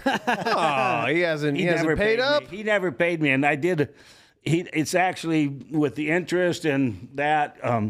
If he had taken that $1 and bought Bitcoin, I'd be worth $100,000 right now. That's right. We should get him on next and be like, "We hear you owe $100,000." I don't know. Those 80-something Hawkeye teams were known for their crazy work ethic, crazy pace. What was the most insane workout Dan Gable ever put you through? Well, we'd have. I'm trying to think what you'd call the days where you nonstop, like you'd wrestle for 5 minutes, but then you'd have to run sprints for 40 seconds, like 30 minutes of nonstop things. But then, I mean, there were so many different workouts that we had. I remember one time, Barry Davis and I and Dan Gable were at a motel in Chicago on our way to the World Cup, and Barry and I were both alternates that year, so we weren't wrestling, but we were going to go there and watch it. And I had to carry Gable. We were on the 12th floor. I had to carry him 12 stories 4 times on my back up the stairs, and he was leaning back like this, and then Barry Davis had to carry me 4 times up there. And so after the 4th time, and my legs were wobbling, and after the 4th time, we get up there, and and I'm just shaking. My legs are shaking, and I was soaked in sweat, and I put my key in the door, and Gable grabs my wrist. He goes, "What would you do if I said, let's get another workout. Let's do it one more time?" I go, "I'd say let's do it." And he goes, "Okay, so I go, oh, I thought you were kidding." I don't want to. Goes, "You know what? You're gonna." I go, "Okay." And then I did, and I barely made it. I had to carry him up there the 5th time, 12 stores. Wow. Man. And my legs were just shot. But, How's that compare to when you had to wrestle Bader? We got clips of you and Bader wrestling. I got one other story. This is when I made the world team as a true freshman. I was just turned 19 a week before, and we had I had made the team at 125, and it was a big cut for me. I was weighing like 143, and I had to cut 18 pounds down to 125, and so Gable was having a party at his house. It was the 4th of July, and Gable was having a party at his house that we were going to go to after practice. And he checked my weight, and I weighed 138 and a half, so I'm 13 over. He goes, "You're too heavy." He goes, "You're not coming to the party unless you get down to 130 after practice." Okay, so then I go, "Oh, geez." And I had never lost 8.5 pounds in practice before. I had maybe 6 or the most I'd ever lost, maybe 7. You know, I'm like, "Oh God, how am I going to do this?" So we went through wrestling practice an hour and a half, and I lost 6 pounds. And then I'm thinking, okay, so there was a golf course right near the Carver Hawkeye Arena, or the arena, and I had to run about a 3-mile run, and I put the plastics on, and I overheated. It was about 100 degrees. Oh. And I overheated, and I took them off. I took my plastics on. I'm carrying them, and I'm walking back. And we come by this country club, by the golf course, and there's a swimming pool. And I'm like, oh. And I went, and I dunked my head in, and I dove in, and I started drinking. I was drinking the water. I was drinking out of the pool. I drank about half a gallon of water. It's like an oasis in a desert, and you don't know it's full of chlorine. After I get out of the pool, there's a nice cold water fountain right there. And I went back, so close. And I probably weighed 128 before I got in the pool. You know, I was sweating my ass off, but all the pool water put it back on. Pool water got me back up about 133. What's the most weight you ever had to cut? What was your worst weight cut? In 1988, and it was I cut down to 136, and I started in January 1st that year. I weighed 166 because I had a knee injury, and I hadn't been on the mat in 11 months. I had reconstructive knee surgery, and I got back. But I did in the month of December. I was able to work out, ride the Aerodyne real hard. And my first day back, I weighed 166, and I wrestled a backup 142-pounder in the room. And I wrestled him for an hour and a half, and outscored him about 200-0. And he goes, "This is your first day back?" Like, "Yeah."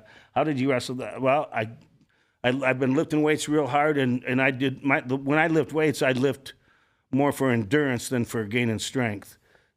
When I was at 136, you know, in different times when I moved up to 149, I lifted heavier and less endurance and more building strengths. But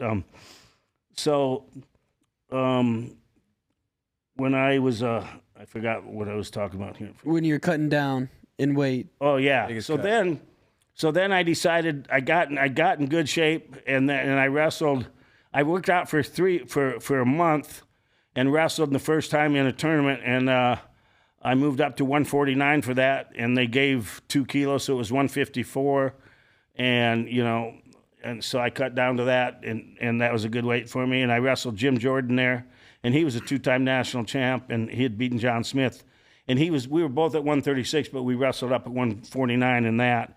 And I beat him 4-3. So I said, okay, I just beat the second best guy in the country, my first match in a year and a half. And so then I cut down to 136 from there. And I was 3 weeks before my first time I had to make scratch weight, what I did, I weighed 158.5.